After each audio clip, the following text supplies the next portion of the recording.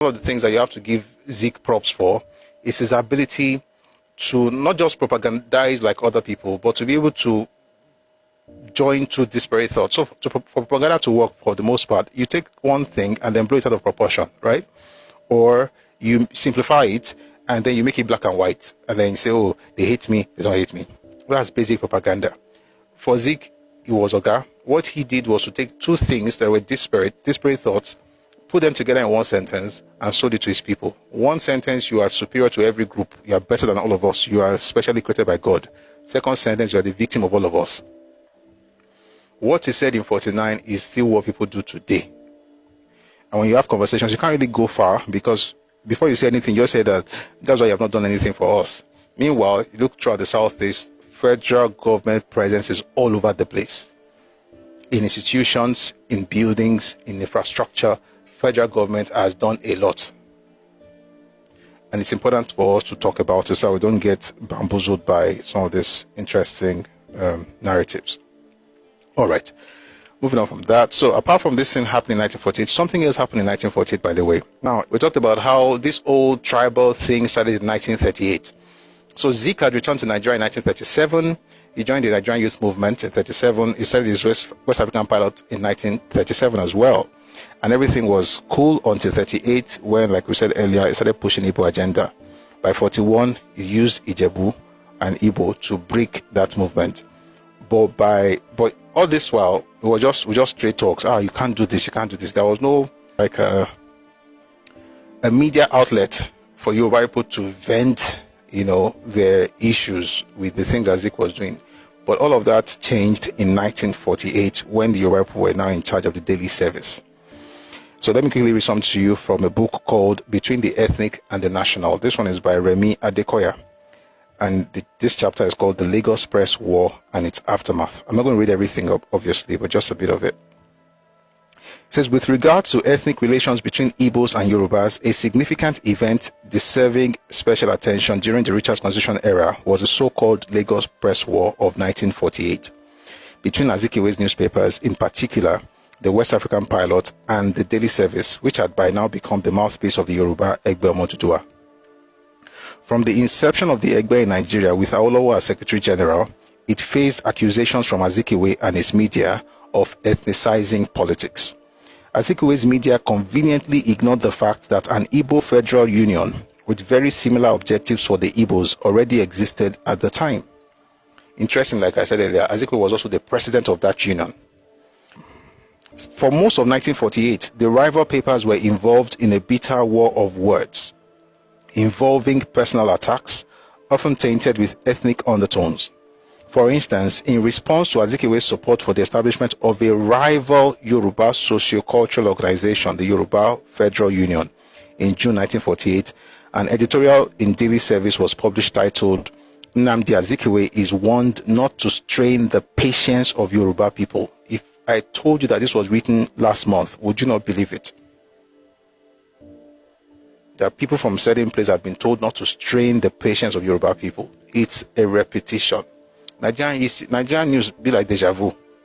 It's like a repetition of what has happened in the past.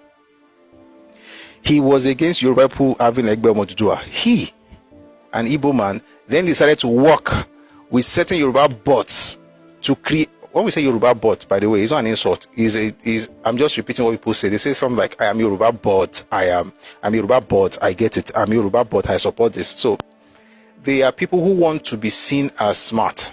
They are very dumb. With all due respect, in this case, I'll respectfully tell you that you're not very smart. When you have to sell your own out for the sake of being accepted by the outsider, you're not very smart. There's no concept of self-preservation. There's no concept of self-love. All you think about is pandering and being liked. Anybody who is more concerned about being liked by the outsider than taking care of his own home is a person who is not worthy of even being in that home. You can't do this. I'm Yoruba, but I want to support, which is what the other faction of Afenifere was doing the other time. Where Yoruba, but we're going to support Peter Obi. Say what's happen. So everything tí àgbàlagbà tí kọ́gbọ́n ni ó pé kó má support ẹ̀yàn kankan, kó má tiẹ̀ gbèsè ẹ̀yàn kankan, kó má gbèsè ẹ̀yàn Tinubu, kó má gbèsè ẹ̀yàn kankan, ọkàn dá dúró bí àgbà. Tẹ́ bá ti máa gbèsè ẹ̀yàn kan, ṣé bẹ́ẹ̀ tí a bá wọ̀ nǹkan tí ogun wọn mú wá ta ló mú nǹkan wá tó ní ṣe pẹ̀lú ìdàgbàsókè ilẹ̀ Nàìjíríà tí ó bá ṣe Tinubu tẹ́ ẹ̀ bá tẹ̀ wá fẹ́ ṣẹ̀lẹ̀ Tinubu it's okay, I mean you're free not to, but then again just let it be. But then you come up with this, we are Yoruba, but we know that say waiting, that group, whatever you are seeing right now, is just a replay of what has happened in the past. There was a group of Yoruba people, you know what, let me read it to you, but I was just quickly saying, a group of Yoruba people who then went to work with Zik to form another Yoruba organization that was parallel to what Yoruba people were doing for themselves. In the name of being woke, in the name of being detribalized, in the name of being fair, you are losing your own ground, but you think you are being hip. You're not being hip. You are self-destructing. You are destroying yourself, because at the end of the day, what are you going to bequeath to your children? Because the person you are doing this thing with, smart. Only he has a place he's going back to. You are the one who is going to lose it eventually, because you are detribalized. But his own detribalization does not allow an Ebonyi man to have a say in Anambra. But you don't worry. You are good people, great nation. Naivety on steroids. Let's read some things here from Daily Service, June 1948. Again, the title, Nnamdi Azikiwe is warned not to strain the patience of Yoruba people. And this is what the author said. The picture that leaves me bewildered, however, is that of Zik, an out-and-out Igbo, inaugurating a Yoruba federal union. It may be said in mitigation that he had but the poorest materials out of which to erect the Yoruba Federal Union, having only managed to scrape together the waves and strays. I love these words, man. They had to be waves and strays. That's what we'll be calling Yoruba bots going forward, waves and strays. He says, it may be said in mitigation that he had but the poorest materials out of which to erect the Yoruba Federal Union, having only managed to scrape together the waves and strays of the Yoruba race. He had no Yoruba unions to federate, for no Yoruba union would submit to the degradation of being federated by Zik. Nevertheless, the daring of the man is staggering. By attempting so openly to create divisions among the Yorubas, he is approaching the 0 hour of his checkered political career.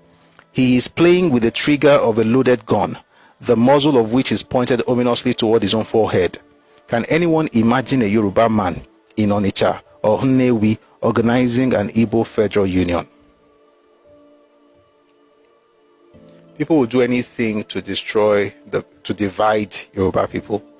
He, in 41, used the different groups within Yoruba tribes, say Ijebuni, one way against Ijebu. That's what Zik did in 41. In 48, what they did was to say they are going to take some Yoruba people to form a parallel organization. In 2023, what he did was to say there was Yoruba Christian versus Yoruba Muslims. Yoruba people, you can't blame them.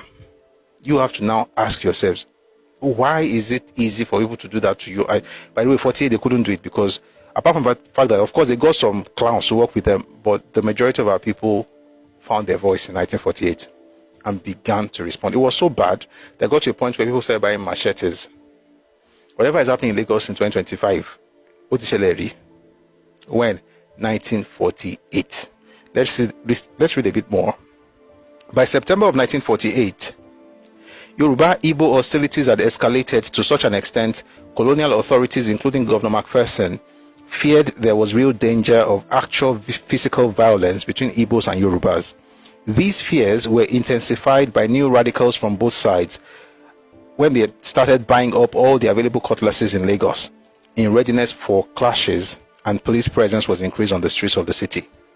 In response to alarms raised about mass cutlass purchases by Igbos, Azikiwe declared the brandishing of cutlasses and machetes were only for propaganda purposes. They tell a nationalist, people are buying cutlass, so in Lagos, they want to fight. Say no, it's just for propaganda. By the way, that's a direct quote. And what I just said right now is in the Daily Times of 2nd September 1948.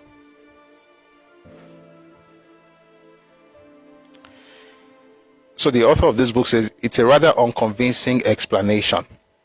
By September 8, the hostilities had reached a fever pitch, with the pilot arguing in the editorial that henceforth the cry must be one of battle against Ẹgbẹ Ọmọ Odùduwà, the one I read earlier. What happened really was that with the Machetes being bought and everything happening, and Zeke saying it's just for propaganda, on 2nd of September, when they went to meet Zeke and said, your people are buying cutlasses. Of course, Yoruba people were also buying cutlasses, to be clear. It was going to be a showdown. And when they were asking Zeke, like, your people are buying cutlasses, it looks like, he said it was just for propaganda purposes. He said that on 2nd September 1948. By 8th September 1948, 6 days later, Zeke published that editorial that I read earlier. Let me just read part of it again. It says, henceforth, the cry must be one of battle against the Ẹgbẹ Ọmọ Odùduwà, its leaders at home and abroad, uphill and downdale, in the streets of Nigeria and in the residence of its advocates. The Ẹgbẹ Ọmọ Odùduwà is the enemy of Nigeria. It must be crushed to the earth. There is no going back until the fascist organization of Sir Malakija, who was the leader of Ẹgbẹ Ọmọ Odùduwà at the time, until the organization has been dismembered. That was when people began to attack Yoruba people in Lagos. Why? Because they had the guts to establish Ẹgbẹ Ọmọ Odùduwà. People have dared things in Yorubaland to the point where they even organized another group for us. Since, of course, we couldn't do it for ourselves. And that was not the only time it happened. What happened in 48 also happened in 67. Again, the more you see these things, the more you are able to find the pattern and connect the dots. In 67, Ojukwu sent Victor Banjo to go and liberate and rescue Yorubaland. He took Papa giving a speech in August of 1967. You find that speech in a book called Chief Obafemi Awolowo, The Political Moses. It's written by a man called Odugua. In that book, he wrote that Awolowo had to say, number one, we are not under anybody's bondage, so we don't need anybody's liberation. Number two, even if we were, we are capable of rescuing ourselves. This was in 1967 August. 19 years after Zeke did what he did with Yoruba Federal Union. How is that different from what you are seeing in Nigerian politics now, especially Yorubaland?